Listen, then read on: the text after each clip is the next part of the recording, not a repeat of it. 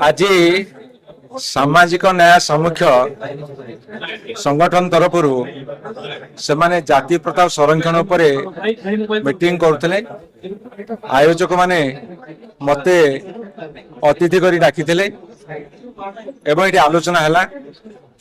समाज रे केमिति एससी एसटी ओबीसी माने न्याय पाइबे से आलोचना कली एवं गतकाली जो राज्य सरकार जो 11.25 ओबीसी मान को कहते मु आपन स्पष्ट भाव में कहीदे +2 +3 और पीजी रे आउ जो अन्य केतटा लॉ एवं जो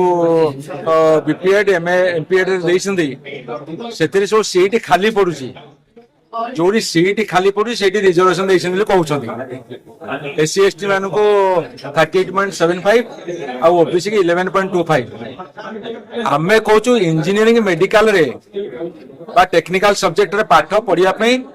तमे तुरंत संरक्षण लागू कर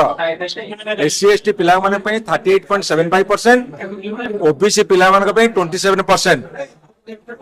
इंजीनियरिंग मेडिकल टेक्निकल सब्जेक्ट रे सही संरक्षण दियो तापर कथा हो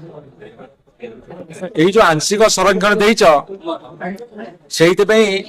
तुमको आंशिक धन्यवाद मनुवादी निकट भितर आपण एतिके करिसंती किंतु